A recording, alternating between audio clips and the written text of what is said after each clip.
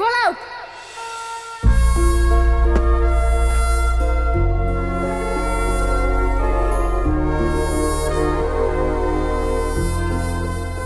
എന്ത് രസമുള്ള ഓർമ്മകളാണല്ലോ ഇവിടെ.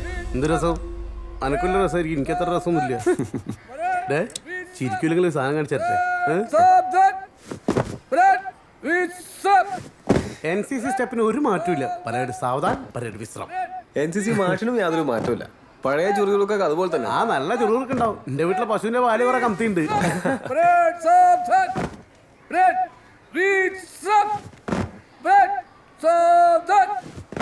Good morning sir.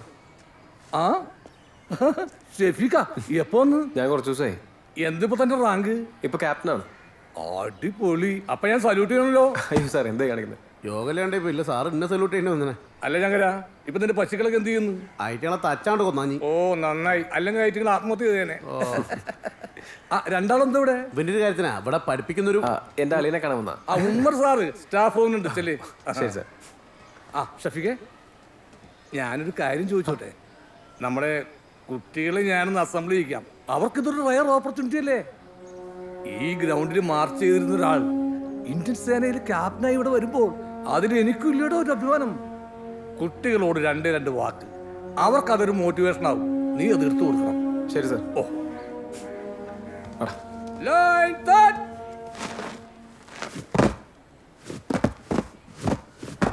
കഴിഞ്ഞ മാഷേ. ആരാ? ഉമ്മർ സാർ. സാറ് ക്ലാസ്സിലാണല്ലോ.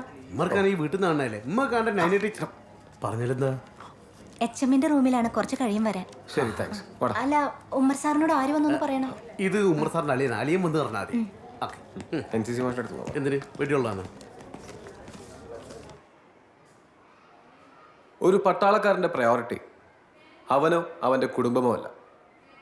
അവൻ ജീവിക്കുന്നത് തന്നെ അവന്റെ രാജ്യത്തിന് വേണ്ടിയാണ്. നമ്മുടെ രാജ്യത്തെ കോടിക്കണക്കിന് ജനങ്ങളുടെ വിശ്വാസവും ആശ്വാസവുമാണ് അവന്റെ ജീവശ്വാസം.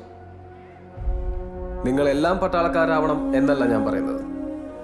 പക്ഷെ നിങ്ങൾക്കെല്ലാം ഒരു പട്ടാളക്കാരന്റെ മനസ്സായിരിക്കണം. നിങ്ങൾ ചെയ്യുന്ന ഓരോ പ്രവൃത്തിയും നാടിന്റെ ഉയർച്ചയും സുരക്ഷയും ലക്ഷ്യം വെച്ചുള്ളതായിരിക്കണം.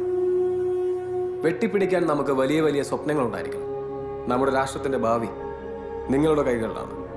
നിങ്ങൾക്ക് കാവൽ നിൽക്കുന്നവരാണ് പട്ടാളക്കാർ. നിങ്ങളുടെ സുരക്ഷയ്ക്ക് വേണ്ടി അങ്ങ് അതിർത്തിയിൽ വിജനമായ സ്ഥലത്ത് വിറങ്ങലിക്കുന്ന കൊടുന്തണുപ്പിൽ കാവൽ നിൽക്കുന്നവർ. 1-2 ദിവസമല്ല, ആഴ്ചകളോളം ശത്രുവിന്റെ രഹസ്യനീക്കം പിടിച്ചടക്കാൻ വേണ്ടി കണ്ണും കാതും കൂർപ്പിച്ച് വിശപ്പെന്തെന്നറിയാതെ ഒറ്റയ്ക്ക് നിൽക്കുന്നവർ. അവരാണ് പട്ടാളക്കാർ. അവരെ ആരും ഓർക്കാറില്ല. ഓർത്താലും പട്ടാളക്കാരൻ നമുക്കൊരു യൂണിഫോം മാത്രമാണ്. ഒരു പട്ടാളക്കാരന് വെടിയേറ്റാൽ അതവന്റെ ജോലിയുടെ ഭാഗം മാത്രമല്ലേ എന്നാണ് പലരും പറയാറ്. പക്ഷേ ഒരു സിവിലിയനെ വെടിയേൽക്കുമ്പോൾ മുറിയുന്നത് അവന് മാത്രമാണെങ്കിൽ ഒരു പട്ടാളക്കാരനെ വെടിയേൽക്കുമ്പോൾ മുറിയുന്നത് രാഷ്ട്രത്തിനാണ്. ജയ് ഹിന്ദ്.